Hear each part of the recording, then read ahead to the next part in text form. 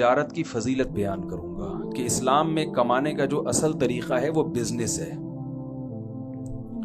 پھر میں بعد میں بتاؤں گا کہ ایک مسلمان تاجر میں اور ایک غیر مسلم میں کیا فرق ہوتا ہے. تجارت کی فضیلت قرآن سے بھی ثابت، احادیث سے بھی ثابت. قرآن مجید میں اللہ تعالیٰ نے جہاں بھی کمانے کا ذکر کیا ہے، پیسوں کا ذکر کیا ہے، تو اس میں تجارت کے ذریعے کمائی کا ذکر ہے. ملازمت کے ذریعے کمائی کا کہیں ذکر ملتا ہی نہیں ہے. سورہ جمعہ جب نازل ہوئی تو ہوا یہ تھا کہ رسول اللہ صلی اللہ علیہ وسلم جمعہ کا خطبہ دے رہے تھے. ایک تجارتی قافلہ آیا تو کچھ صحابہ اٹھ کے اس سے تجارت کرنے چلے گئے. قرآن نے کہا وَإِذَا رَأَوْا تِجَارَةً أَوْ لَهْوًا انفَضُّوا إِلَيْهَا وَتَرَكُوكَ قَائِمًا. اے نبی، جب یہ لوگ کوئی تجارت دیکھتے ہیں تو خطبے میں آپ کو چھوڑ کے چلے جاتے ہیں. صحابہ کو تنبیہ کی کہ آئندہ ایسا نہیں کرنا. اس سے یہ بھی پتہ چلتا ہے کہ صحابہ کے کمانے کا ذریعہ کیا تھا؟ بزنس، تجارت. یہ تو پتہ نہیں انگریزوں کے آنے کے بعد ہم کماؤ پوت بنے، دفتروں میں جا کے کوئی کلرک بن کے بیٹھا ہوا ہے. اور کوئی مجھے تو چونکہ یہاں سارے تاجر ہیں اس لیے مجھے کوئی شرمندگی نہیں ہوگی بیان کرنے میں، ورنہ میں بیان کرتا ہوں مجھے ڈر لگتا ہے کہ کوئی اپنی بے عزتی محسوس نہ کرے. تو یہ تو انگریز کے آنے کے بعد مسلمان ہٹے ہیں تجارتوں سے، اور یہودیوں کے ہاتھ میں تجارت گئی ہے. مسلمانوں کے کمانے کا جو ذریعہ ہوا کرتا تھا وہ بزنس ہوتا تھا، وہ ملازمت نہیں ہوتی تھی. قرآن مجید میں اللہ نے جہاں حج کی آیات نازل کی، صحابہ کرام پہ جب حج فرض ہوا، مدینہ سے مکہ جاتے حج کرنے کے لیے، تو وہ دیکھتے کہ کون سی پروڈکٹ مکہ میں ایسی ہے جو ہم مدینہ سے لے کے جائیں گے تو وہاں اس کی ویلیو مدینہ سے زیادہ ہے، اور جب مکہ سے مدینہ آئیں گے تو مدینہ کی مارکیٹ میں کون سی چیز ایسی ہے جو مہنگی ہے اور جو مکہ سے لا کے یہاں بیچیں گے تو وہ کیا ہوگی؟ سستی بک جائے گی. تو حج کے دوران ہم یہ بزنس بھی کریں گے. اس پہ بعض صحابہ کو خیال ہوا کہ بھئی عبادت کو بزنس کے ساتھ نہیں جوڑنا چاہیے. جب ہم حج کے لیے جا رہے ہیں تو خالص حج ہی ہوگا، اس دوران بزنس نہیں ہوگا. بھئی ہم حج کے لیے جا رہے ہیں تو یہ کہ مدینہ کی کوئی پروڈکٹ اٹھا کے وہاں لے گئے اور واپسی پہ مکہ سے لے کر وہاں گئے. دوسرا ایک بزنس یہ بھی ہوتا تھا کہ حج میں ساری دنیا کے لوگ آئے ہوئے ہیں تو بہت سے ملکوں میں بہت سی چیزیں نہیں ہیں جو ان کو مکہ میں ملیں گی، تو جو چیزیں ان کے ملکوں میں بیچی جا سکتی ہیں تو ان حاجیوں کو وہ چیزیں فروخت کر دی جائیں، تو ٹھیک ٹھاک پیسہ کما لیا جاتا تھا. لیکن بعض صحابہ کو خیال ہوا کہ حج کو تجارت کے ساتھ نہیں جوڑا جا سکتا. میں آپ کی آوازوں کا انتظار کر رہا ہوں کہ کب آپ فل ان دا بلینکس کریں گے تو مجھے لگے گا اب آپ صحیح جاگ گئے. حج کو تجارت کے ساتھ نہیں جوڑا جا سکتا، اس لیے انہوں نے منع کیا. قرآن کی آیتیں نازل ہوئیں، لیس علیکم جناح ان تبتغوا فضلا من ربکم، تم پر کوئی گناہ نہیں ہے کہ جب تم حج کرنے جاؤ تو وہاں اللہ کی روزی تلاش کرو. یعنی جو تجارت تم کر رہے ہو اس میں کوئی حرج نہیں ہے، حج بھی چلے گا ساتھ ساتھ بزنس بھی چلتا رہے گا، اس میں کوئی گناہ نہیں ہے. اس کے بعد سے آج تک حج اور بزنس ساتھ ساتھ. بھائی ساری دنیا کے لوگ جمع ہو رہے ہیں تو اچھا ہے نا، مسلمان کو اگر بزنس کا بھی موقع مل رہا ہے تو ضرور کرو. اللہ نے فرمایا کوئی گناہ نہیں ہے، لیس علیکم جناح، کوئی حرج نہیں. گناہ سے بھی ہلکی چیز ہے حرج. بعض لوگوں کا تقوی کا معیار بہت اونچا ہوتا ہے، وہ کہتے ہیں ہم گناہ سے بھی بچیں گے اور ایسی چیز جو گناہ تو نہیں ہے لیکن ایک اچھی نہیں سمجھی جاتی، غیر اخلاقی سمجھی جاتی ہے، وہ اس سے بھی بچتے ہیں. تو اللہ نے یہاں فرمایا کہ صرف اس میں اسم نہیں کہ اسم گناہ کو کہتے ہیں، کہ تجارت حج میں کرنے میں گناہ تو دور کی بات، کوئی حرج بھی نہیں ہے، کوئی غیر اخلاقی غیر شائستہ حرکت بھی نہیں ہے. لوگوں کے تانوں، لوگ کسی کو تانا دینے کی تمہیں اجازت نہیں ہے کہ یار یہ کیا بات ہے، یہاں سے پاکستان سے چل کے مکہ جا رہا ہے تو اس نے کہا چلو یار مکہ میں عربوں کو یہ پروڈکٹ پاکستان کی سستی ہے تو وہاں لے جا کے بیچ دو، کوئی مسئلہ نہیں ہے اس میں، یا وہاں کی چیز یہاں لا کے آپ فروخت کر دیں. تو یہ آیت بھی کس کے بارے میں ہے؟ تجارت کے بارے میں. یعنی مال کمانے کے جتنے ذرائع قرآن میں ذکر ہو رہے ہیں، بزنس کے علاوہ کسی اور چیز کا ذکر ہو ہی نہیں رہا. اور چلتے ہیں ہم. جب رسول اللہ صلی اللہ علیہ وسلم کو اللہ نے عربوں میں نبی بنا کے بھیجا تو اللہ نے اپنی نعمتیں گنوائیں عربوں پہ کہ بھائی اللہ نے تم پر کیا کیا انعامات کیے ہیں. تو ان انعامات کا تقاضا یہ ہے، شکر یہ ہے کہ تم اللہ کے بھیجے ہوئے پیغمبر پر ایمان لے کر آؤ. ان انعامات میں اللہ نے ایک یہ انعام بیان کیا کہ تمہارے پاس بیت اللہ ہے، اللہ کا گھر ہے جس کے تم رکھوالے ہو. ساری دنیا تمہیں عزت کیوں دیتی ہے کہ تم بیت اللہ کی چابیاں تمہارے پاس ہیں، تو اس کی قدر کرو. اور اللہ نے کیا فرمایا؟ لِإِيلَافِ قُرَيْشٍ إِيلَافِهِمْ رِحْلَةَ الشِّتَاءِ وَالصَّيْفِ فَلْيَعْبُدُوا رَبَّ هَذَا الْبَيْتِ. اللہ فرماتے ہیں ہم نے قریش پر یہ احسان کیا ہے. وہ احسان میں بھی بتاتا ہوں. اس احسان کا تقاضا یہ ہے، اس کا شکر یہ ہے کہ اس گھر جو بیت اللہ تمہارے پاس ہے اس کے رب کی عبادت کیا کرو. اور احسان اللہ نے کیا بیان کیا؟ ایلافہم رحلۃ الشتاء والصیف. اللہ نے فرمایا اللہ نے تمہارے لیے تجارت کرنے کے لیے گرمیوں کے سفر کو بھی آسان کر دیا اور سردیوں کے سفر کو بھی آسان کر دیا.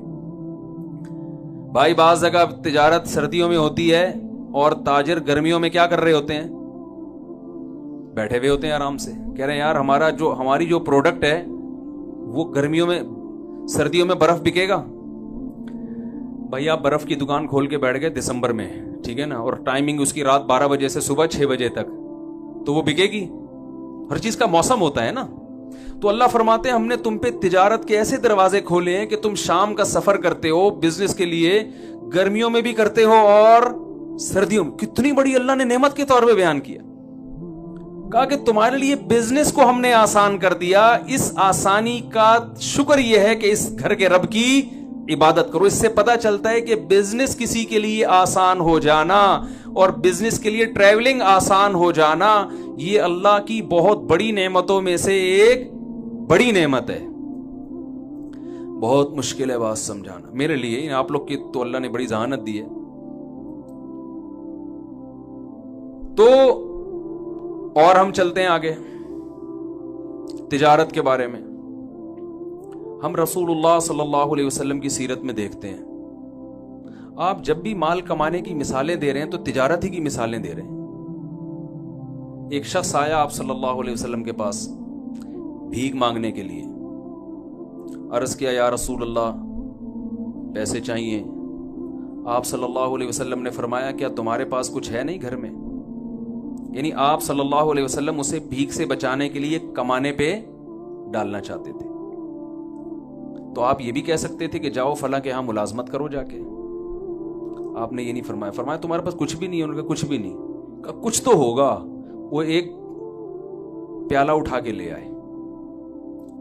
آپ صلی اللہ علیہ وسلم نے فرمایا اس پیالے کو کون خریدے گا، کتنے میں؟ ایک صحابی نے کہا 1 درہم نے. آپ نے فرمایا کون ہے جو اس سے زیادہ میں؟ یہ بزنس باقاعدہ سکھایا جا رہا ہے.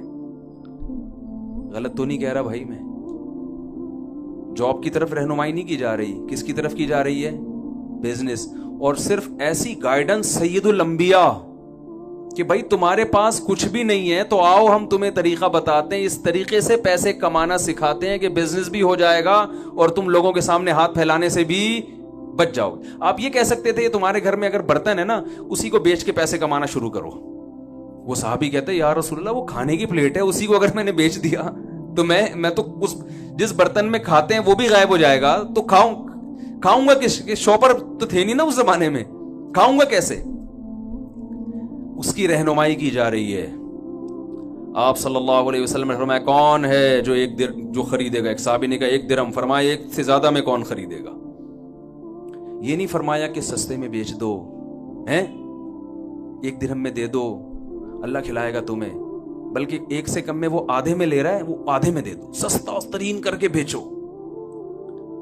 اس لیے کہ کھلانے والا کون ہے؟ اللہ. یقیناً اللہ کھلانے والا ہے. لیکن اگر نبی صلی اللہ علیہ وسلم اس موقع پہ یہ طرز عمل اختیار کرتے تو مسلمانوں پہ بزنس اور تجارت کا دروازہ بند ہو جاتا. بزنس تو بزنس ہے، اس میں جھوٹ بولنا جائز نہیں, بیوقوف بنانا جائز نہیں, لیکن بزنس کی ڈیفینیشن یہ ہے بھائی اپنی پروڈکٹ پہ کس طرح زیادہ سے زیادہ ارننگ ہو سکتی ہے, ایک دوسرے کی ضرورتوں سے کیسے فائدہ اٹھایا جا سکتا ہے. تو آپ نے فرمایا کون ہے جو اس سے زیادہ میں خریدے گا؟ صحابی نے کہا 2 درہم میں خریدوں گا. 2 درہم میں بیچ کے آپ نے ان کو 2 درہم پکڑائے, فرمائے ایک سے کھانا خریدو اور ایک سے کلہاڑی لو. وہ کلہاڑی خرید کے لائے, دستے مبارک میں لگائے, فرمایا جاؤ جنگل سے لکڑیاں کاٹ کے بیچو. انہوں نے اچھے خاصے پیسے جمع کر لیے, برتن بھی آ گیا, کھانا بھی آ گیا, صحیح ہے نا, اور اضافی پیسے بھی. تو کس کی طرف رہنمائی کی جا رہی ہے؟ وہی بھول گئے, بزنس کی طرف. صحابہ کرام میں ہم دیکھتے ہیں جتنے بڑے بڑے صحابہ تھے سارے تاجر تھے. آپ کا کیا خیال ہے اس زمانے میں جو جنگیں ہو رہی تھی جہاد میں, تو کیا ان میں مالی وسائل کی ضرورت نہیں ہوگی؟ میں ذرا آپ کو نا ایک ہمارے جامعۃ الرشید نے صحابہ کرام کے جو اثاثے تھے, جو بڑے مشہور صحابہ ہیں, ان کے اثاثوں کو باقاعدہ کیلکولیٹ کیا تھا تاریخی کتابوں سے نا, کہ ان صحابہ کے اثاثے کتنے تھے, بزنس کی بیس پر ان کے پاس کتنے مالدار تھے یہ.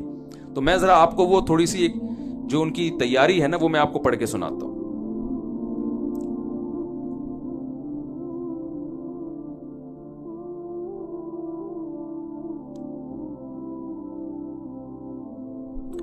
حضرت ابو بکر رضی اللہ تعالی, یہ جامعۃ الرشید نے پوری تحقیق کر کے تاریخی کتابوں سے صحابہ کے اثاثے نکالے, سرمایہ کتنا کس کے پاس تھا. حضرت ابو بکر رضی اللہ تعالیٰ عنہ کے پاس 40,000 درہم چاندی تھی, جو کہ آج کے حساب سے 58 کروڑ روپے بنتے ہیں. میں سمجھا پا رہا ہوں اپنی بات؟ اتنے بڑے بڑے رتبے والے صحابہ تھے, ان کے اثاثے کتنے تھے؟ 58 کروڑ روپے.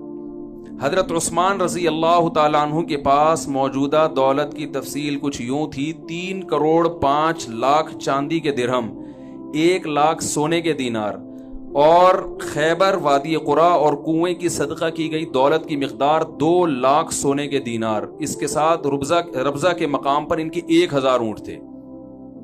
اگر ہم ان ابن کثیر کے پیش کردہ اعداد و شمار کو حتمی مانیں تو سونے اور چاندی کی موجودہ قیمت کے اعتبار سے جو حضرت عثمان کے اثاثے بنتے ہیں 11 ارب 90 کروڑ 5 لاکھ روپے. یہ کس کے اثاثے تھے بھائی؟ بولو نا یار, کیا ہو گیا بھائی؟ تو میں آپ کو پیسے کمانے کی ترغیب دے رہا ہوں. آپ پہلے مولوی سنیں گے یار ہمیں پیسے کمانے کی ترغیب دے رہی ہے, لیکن میں اس کو سیٹنگ پہ لاؤں گا ابھی, ٹھیک ہے نا.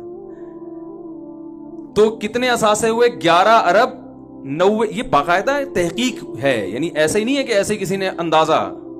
11 ارب 90 کروڑ 5 لاکھ روپے آج کے زمانے کے حساب سے حضرت عثمان رضی اللہ تعالیٰ کے پاس جو ایک ریشو تھا نا کہ اتنی مالیت ان کے پاس رہا کرتی تھی. عبد الرحمن ابن عوف رضی اللہ عنہ کا نام بھی آپ نے سنا ہوگا. یہ انہوں نے ایک موقع پر جو ہے نا جہاد میں 40,000 درہم دی ہیں, جو 58 کروڑ روپے بنتے ہیں.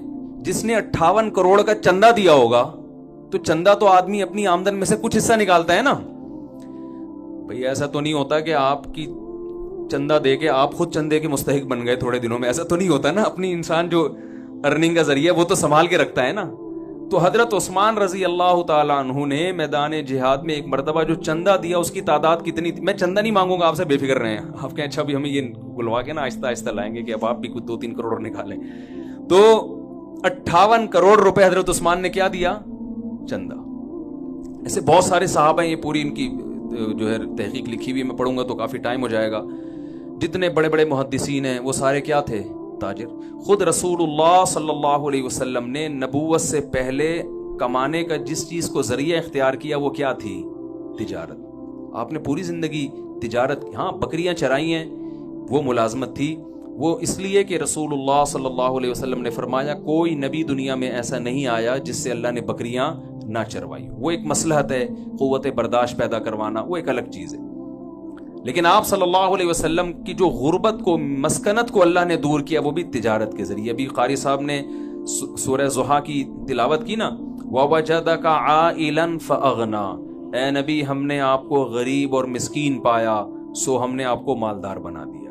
یہ مالدار کیسے بنایا کہ حضرت خدیجہ رضی اللہ تعالیٰ عنہ کے پاس پیسہ تھا, پیسے کو انویسٹ کرنے کے لیے کوئی ایماندار آدمی نہیں مل رہا تھا، انہوں نے نبی صلی اللہ علیہ وسلم سے نکاح کیا کہ پیسہ میرا ہوگا اور اس پیسے سے کاروبار کون کریں گے؟ رسول اللہ صلی اللہ علیہ وسلم۔ اس سے اللہ تعالیٰ نے آپ صلی اللہ علیہ وسلم کے مال میں بھی اضافہ کیا اور حضرت خدیجہ رضی اللہ تعالیٰ عنہ کے مال میں بھی اضافہ کیا۔ تو ہم اگر اس پہ میں بہت کچھ کہا جا سکتا ہے تجارت کی فضیلت پر۔ اسلام کا جو مزاج ہے، وہ بھی کیا ہے؟ تجارت کا ہے، اس لیے کہ اسلام کسی کی غلامی پسند، بولے نا بھائی، نہیں کرتا۔ ایسا نہ ہو آپ کے سارے امپلائی چھوڑ کے بھاگ جائیں کہ ہم اپنی کمپنیاں کھول رہے ہیں۔ اسلام غلامی کو کیا، اسلام کا مزاج میں غلامی نہیں، غلامی صرف کس کی ہوگی؟ بولے نا بھائی، اللہ کی ہوگی۔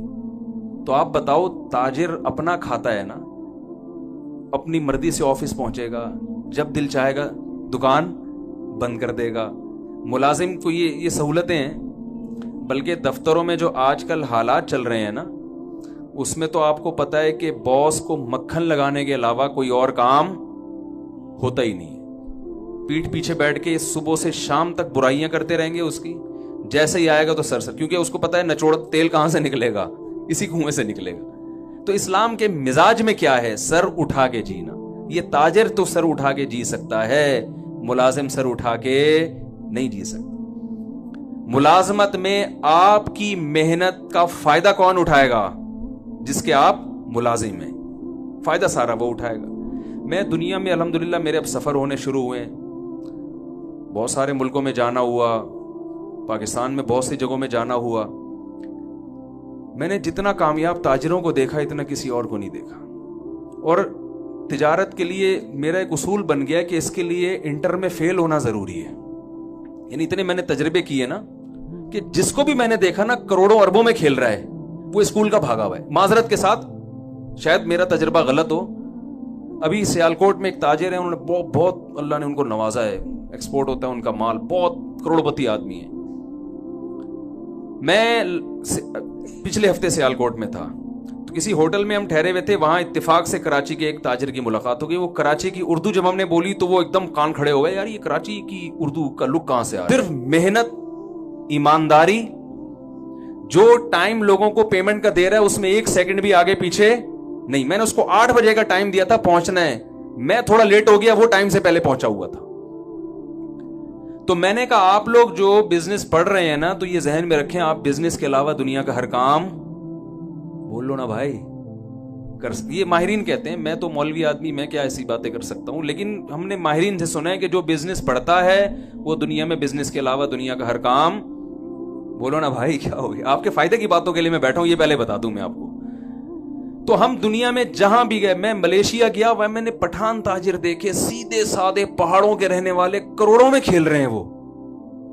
لنکاوی جزیرہ سنا ہوگا آپ نے، وہاں ایک بہت بڑا تاجر ہے، میں اس لیے زیادہ نہیں قریب جا رہا کہ وہ کہے گا یار ہمارے سارے راز فاش کر رہے ہو آپ مجھ سے بیٹھ کے، یار تم یہاں تک کیسے پہنچے، تمہارے ہوٹل ہیں، تم اتنی ارننگ کیسے کر رہے ہو؟ بھائی ہم تو ایسے ہی آئے تھے بھگوڑے، کچھ تھا نہیں، پاکستان میں ہمیں مل نہیں رہا تھا، یہاں بھگا دیا، تو یہاں ہم نے جس چیز میں ہمیں لگانا کہ اسے خرید کے بیچنے میں کچھ پروفٹ ہے، وہ ہم نے وہ کام کیا، اور 8-10 سال میں اتنا تجربہ ہو گیا کہ آج اتنے بڑے بڑے ان کے ڈاکٹر ذاکر نائک ان کے ہوٹل میں جا کے ٹھہر رہے ہیں، حضرت مفتی تقی عثمانی صاحب جا رہے ہیں وہاں پہ، ہمیں بلایا اس نے، تو آتا کچھ بھی نہیں ہے۔ تو پہلے تو میں یہ تجربہ شیئر کرنے کا مقصد یہ ہے کہ اسلام نے بزنس کو اتنا زیادہ فوکس کیوں کیا۔ اس پہ اور بھی بہت سی آیتیں، حدیث ایک روایت میں آتا ہے، رسول اللہ صلی اللہ علیہ وسلم نے فرمایا تسعۃ اعشار الرزق فی امتی فی التجارہ۔ روایت میں آتا ہے کہ نبی صلی اللہ علیہ وسلم نے فرمایا میری امت کے 10 میں سے 9 حصے رزق اللہ نے تجارت میں رکھا ہے۔ 10 میں سے 9 حصے کس میں رکھا ہے؟ تجارت میں۔ ہم کہاں تلاش کر رہے ہیں؟ دوسرے کاموں میں۔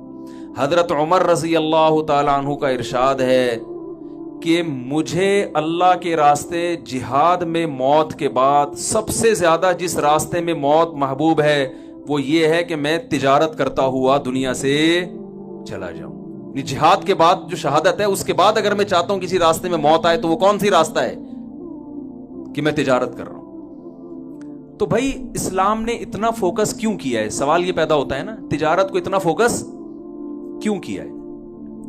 ایک وجہ تو یہ ہے، رسول اللہ صلی اللہ علیہ وسلم نے فرمایا المؤمن القوی خیر من المؤمن الضعیف، طاقتور مومن اللہ کو کمزور مومن سے زیادہ، بولنے نا بھائی کیا ہو گیا، پسند ہے، محبوب ہے۔ طاقتور مومن اللہ کو زیادہ محبوب کیوں ہے؟ کیونکہ مسلمان کے طاقتور ہونے سے اسلام طاقتور ہوگا۔ علماء کہتے ہیں یہاں طاقت سے صرف جسمانی قوت مراد نہیں ہے، طاقت کی ڈیفینیشن یہ ہے کہ آپ وہ کچھ کر سکتے ہو جو دوسرا نہیں کر سکتا۔ تو جسمانی لحاظ سے بھی آپ طاقتور ہوں تو آپ وہ کچھ کر سکیں گے جو کمزور، آپ 4 شادیاں کر سکیں گے، کمزور کر سکتا ہے معذرت کے ساتھ ہے بھائی، کمزور آدمی کر سکتا ہے، تو آپ وہ کچھ کر سکتے ہیں جو کمزور نہیں کر سکتا۔ تو جیسے جسمانی طاقت اگر آپ کے پاس ہے تو آپ وہ کچھ کر سکتے ہیں جو کمزور نہیں کر سکتا، تو اسلام یہ چاہتا ہے کہ مسلمانوں کے پاس مالی طاقت بھی دوسروں سے زیادہ ہو۔ ان الذين كفروا ينفقون اموالهم ليصدوا عن سبيل الله، فرمایا جو کافر ہے وہ اپنا مال خرچ کرتا ہے اسلام کو ختم کرنے کے لیے، اور ایمان لانے والے اپنا مال خرچ کرتے ہیں اسلام کو پھیلانے کے لیے۔ حضرت مولانا اشرف علی تھانوی رحمہ اللہ تعالی جب ہندوستان میں کسی مسلمان کا اچھا گھر دیکھتے، اچھی گاڑی دیکھتے تو فرماتے مجھے بڑی خوشی ہوتی ہے، اس لیے کہ مسلمان کے طاقتور ہونے سے ہندوستان میں اسلام کیا ہوگا؟ طاقتور۔ بنی اسرائیل جو پسے ہیں اس لیے کہ وہ سب کچھ ان کے ہاتھ سے نکل گیا، فرعون نے غلام بنا لیا ان کو۔ اور آپ کو پتہ ہے یہودی انتہائی اقلیت میں، اگر کہا جائے نا کہ دنیا میں سب سے کم آبادی یہودیوں کی ہے تو غلط نہیں ہے، لیکن سب سے زیادہ پاورفل کون ہے؟ یہودی ہے، کیونکہ بزنس سارا کس کے ہاتھ میں ہے؟ یہودیوں کے ہاتھ میں۔ پیپسی کولا ان کی، کوکا کولا ان کی، اور ہماری جب کولا آتی ہے زمزم کولا، مکہ کولا، نام سے ہی لگ رہا ہوتا ہے کہ بھائی یہ اس میں روحانیت ڈال کے کوئی ٹیسٹ لایا کرنی ہے، ٹھیک ہے نا۔ دوسری بات یہ، میں ایک حدیث سنا کے اپنے بات کو تھوڑی دیر، بس 10-15 منٹ بات کروں گا انشاءاللہ، پھر بات کو ختم کرتا ہوں میں۔ اب جو میں کہنا چاہ رہا ہوں ایک مثال سے سمجھاؤں گا۔ ایک صحابی کو رسول اللہ صلی اللہ علیہ وسلم نے دیکھا کہ درخت لگا رہے ہیں۔ آپ صلی اللہ علیہ وسلم نے انہیں فرمایا کہ تمہیں، حدیث کا مفہوم ہے، کیا تمہیں یقین ہے کہ جب تک یہ درخت پھل دے گا تم اس وقت تک زندہ بھی رہو گے؟ انہوں نے فرمایا نہیں۔ فرمایا پھر اتنی لمبی لمبی امیدیں ہیں بھائی، تمہیں کیا پتا؟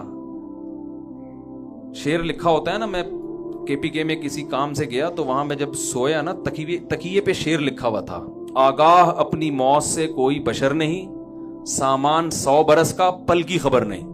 میں نے کہا یار یہ ادھر لکھنے کا شعر نہیں ہے، سونے کے لیے آدمی لیٹ رہا ہے اور تکیے پہ اتنے خطرناک قسم کا شعر۔ میں نے کہا یار یہ شعر بالکل درست ہے، لیکن یہ تکیے پہ سونے کے تکیے جو رات کو سوتا ہے آدمی، وہاں لکھنے کا نہیں ہے۔ یہ تو ویسے آدمی کہیں بازار میں لکھنے کا ہے کہ وہاں موت سے ڈرو، یہاں تو میں نے کہا نیند نہیں آئے گی تو، لیکن شعر درست ہے یا نہیں ہے؟ تو آپ صلی اللہ علیہ وسلم نے فرمایا کہ تمہیں کل کا خبر نہیں اور تم درخت لگا رہے ہو، ہے بھائی درخت لگا رہے ہو تم۔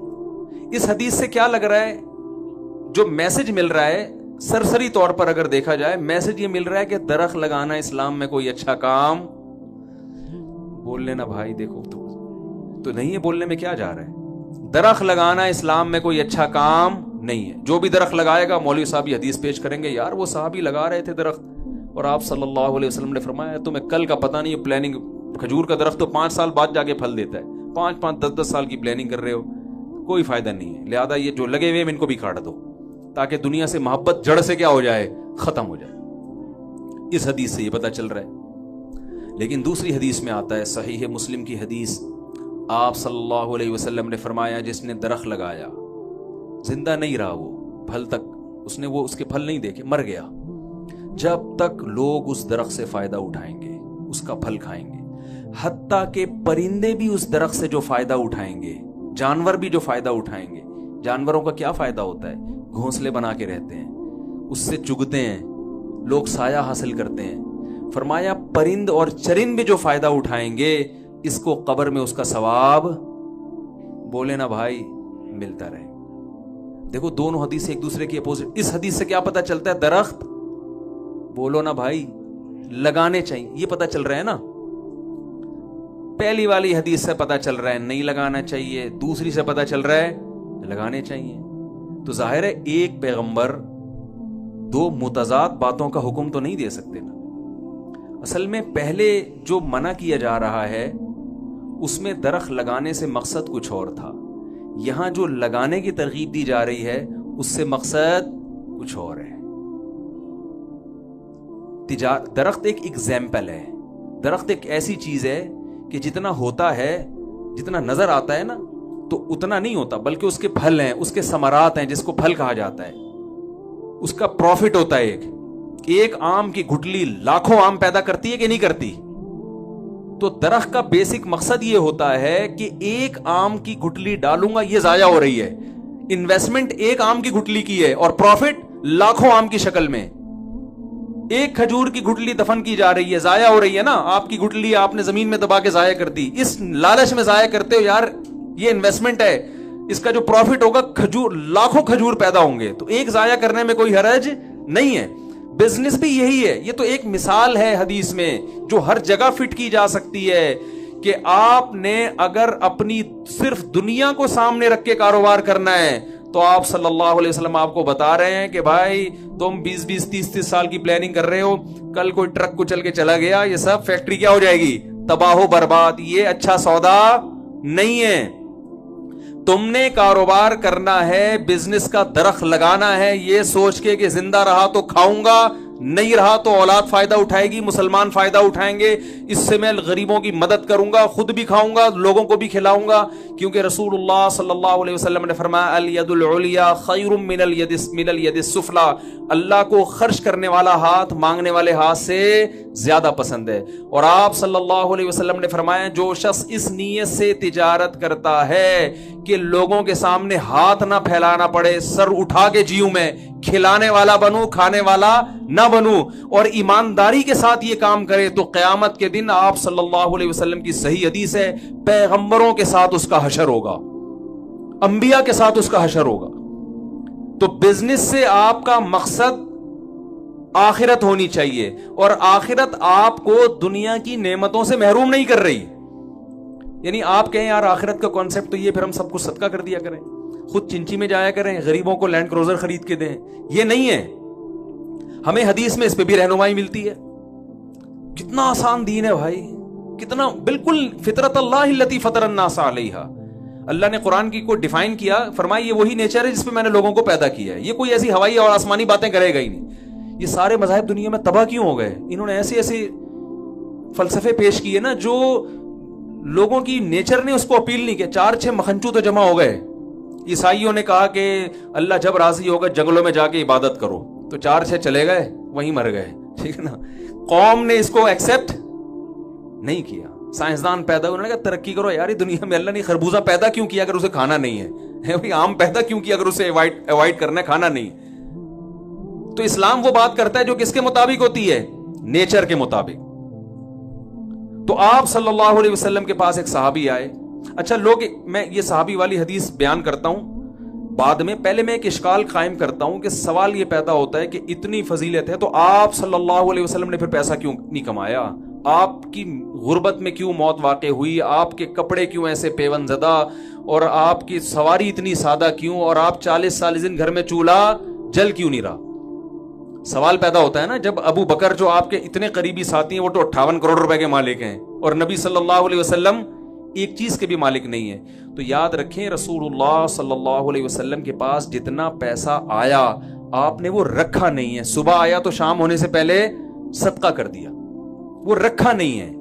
کیونکہ آپ کو اللہ نے ایسا کامل بنایا کہ اگر آپ رکھ لیتے نا, کل غیر مسلم اعتراض کر سکتے تھے کہ یہ سارا کس کی مسئلہ تھا, یہ نبوت اصل میں پیسوں کا معاذ اللہ. تو آپ نے اپنی ذات کو ایسا بنا کے رکھا کہ کوئی کل انگلی نہ اٹھا سکے, کوئی معاذ اللہ نقل کفر عیش و عشرت کا تانا نہ دے سکے. جیسے آپ نے اتنی شادیاں کی نا, تو اب غیر مسلم تانا دیتے ہیں یار معاذ اللہ اتنی شادیاں کی آپ نے. تو بھائی آپ نے جو اتنی نکاح کی ہے وہ نکاح کا طریقہ اگر آپ دیکھ لیں تو پھر پتا چلتا ہے کہ معاذ اللہ نقل کفر یا عیاشی کی بیس پہ یہ نہیں ہو سکتے. کیوں؟ اس زمانے میں سب 10 بیویاں رکھا کرتے تھے, عرب میں رواج تھا. اور جلدی شادی کیا کرتے تھے. آپ نے شادی دیر سے کی 25 سال کی عمر میں, حالانکہ اس زمانے میں رواج کیا تھا 15 سال کی عمر میں. آج بھی گاؤں دیہاتوں میں سب کب نکاح کرتے ہیں, 15 16 سال میں شادیاں ہو جاتی ہیں. آپ نے پہلی شادی کی 25 سال میں, اور کی کس سے؟ 40 سالہ خاتون سے جو 2 دفعہ بیوہ ہو چکی ہیں. بہت مشکل ہے بات سمجھانا بھائی. کتنی دفعہ بیوہ ہو چکی ہیں؟ 25 سال میں. نقل کفر نباشت. کوئی انسان جسے خواہشات پوری کرنے کا شوق ہو, اس زمانے میں جہاں جلدی شادیاں ہوتی ہیں اور درجنوں شادیاں ہوتی ہیں لوگوں کی, وہ شادی بھی 25 سال کی عمر میں کر رہے ہیں, اور اپنے سے 15 سال بڑی خاتون سے جو 2 دفعہ بیوہ ہو چکی ہیں. اور پھر آپ صلی اللہ علیہ وسلم نے 25 سال انہی پر اکتفا کیا ہے, جبکہ عرب میں ایک بیوی پر قرات کو معیوب سمجھا جاتا تھا. آج بھی لوگ معیوب سمجھتے ہیں. آپ جا کے بتائیں میری ایک بیوی ہے, وہ تمیز سے بات ہی نہیں کریں گے آپ سے. بولے گا تم 2 شادیاں تو کرنی, کیا انقلاب لے کر آؤ گے. معذرت تھوڑے سے یہ ٹاپک آ جاتا ہے, تڑکا لگ جاتا ہے اس کا, تو وہ مایوس سمجھتے تھے. اس کے باوجود آپ کیا کر رہے ہیں؟ اسی بیوہ کے ساتھ 50 سال تک آپ صلی اللہ علیہ وسلم نے ان کے ساتھ گزارا کیا ہے, جبکہ کلچر اس کو قبول نہیں کر رہا.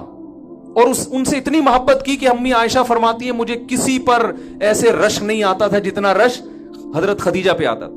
اس کے بعد آپ نے دھڑا دھڑ نکاح کیے, ہجرت کے بعد کثرت سے نکاح کیے, یہ بتانے کے لیے کہ وہ جو میں نے کیا تھا نا وہ میرا مزاج تھا, اب جو میں کر رہا ہوں وہ اسلام ہے. نہیں آ رہی بات؟ یہ والی باتیں تو بالکل سمجھ میں آئیں گی نہیں نا, وہ والی پھر بھی تھوڑی تھوڑی آ جائے گی.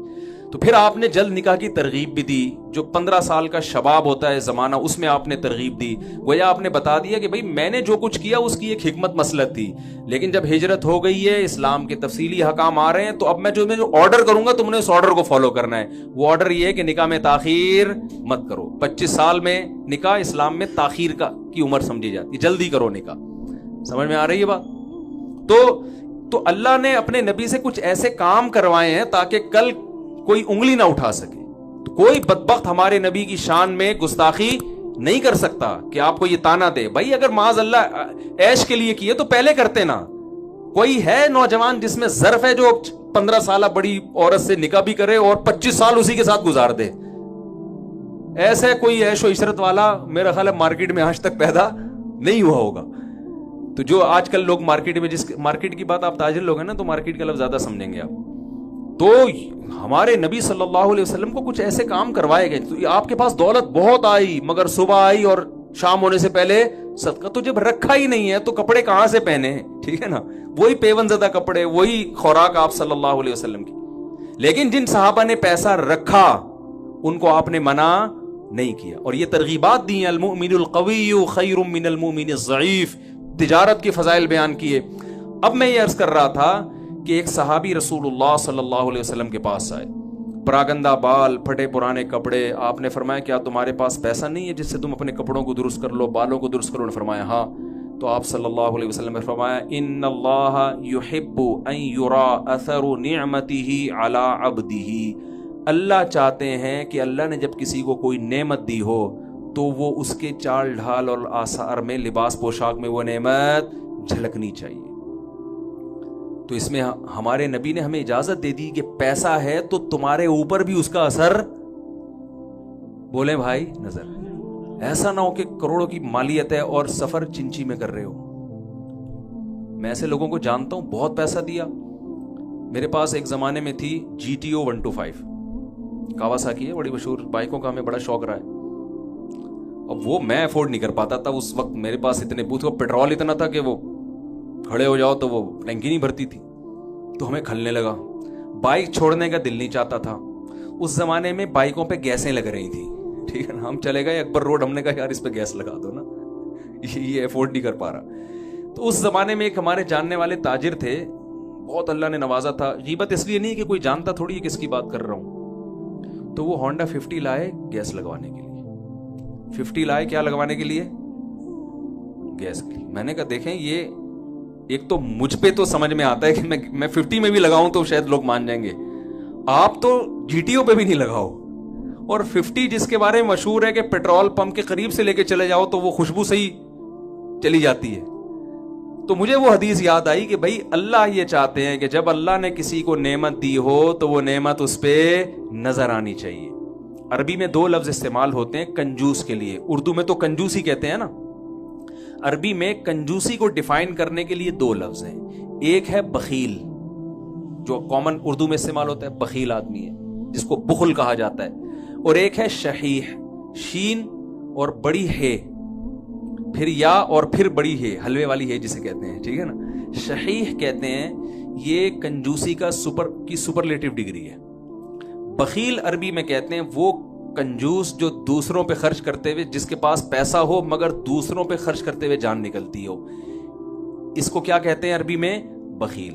اور شحیح اس کو کہتے ہیں جس کمبخت کی اپنے اوپر خرچ کرتے ہوئے بھی, بولو بھائی, جان نکل. یہ کنجوسی کی سپرلیٹو ڈگری ہے کہ اتنا کچھ ہے, نہ کمبخت گاڑی صحیح رکھتا ہے, نہ گھر صحیح بناتا ہے, نہ کھاتا صحیح ہے. تو اسلام نے اس کو پسند نہیں کیا کہ آپ دولت رکھیں اور جھلکے نہ, آپ سے نظر نہ آئے. نبی صلی اللہ علیہ وسلم نے رکھی نہیں ہے, تو یا تو اتنا بڑا ظرف ہو کہ رکھنا ہی نہیں ہے, تو اتنا بڑا ظرف تو مارکیٹ میں میرا خیال ہے شارٹ چل رہا ہے, اور ہمیں اجازت بھی نہیں ہے. بعض صحابہ کو نبی نے اجازت نہیں دی کہ سب کچھ صدقہ کر دو, فرمایا نہ, سب کچھ صدقہ کرنے کی آپ کو اجازت نہیں ہے. تو آپ نے تجارت سے نیت کیا کرنی ہے؟ نیت ہے آخرت کی. یہ درخت جو ہم لگا رہے ہیں یہ کس لیے لگا رہے ہیں؟ آخرت کے لیے. زندہ رہے کھائیں گے, دوسروں کو بھی کھلائیں گے, مر گئے ہمارے بعد والے لوگ فائدہ اٹھائیں گے. تو چونکہ اب اس میں آپ کی نیت آخرت ہے, تو جس کی یہ نیت میں آپ سچے ہیں یا نہیں ہیں. اللہ قرآن میں اللہ تعالیٰ کا ارشاد ہے, افا حسب الناس ان یترکوا ان یقولوا آمنا وهم لا یفتنون. لوگ یہ سمجھتے ہیں کہ صرف زبانی دعوے قبول کر لیں گے, آزمائیں گے نہیں. تو اللہ فرماتے ہیں ایسا بالکل بھی نہیں ہے. وَلَقَدْ فَتَنَّ الَّذِينَ مِن قَبْلِكُمْ, جس نے بھی دعویٰ کیا ہے ہم نے اسے آزمایا ہے. تو آپ کہہ سکتے ہیں کہ یار آج سے مفتی صاحب میں نیت کرتا ہوں کہ میرا جو اتنا بڑا بزنس ہے کسی بھی چیز کا, یہ اب اللہ کے لیے ہے.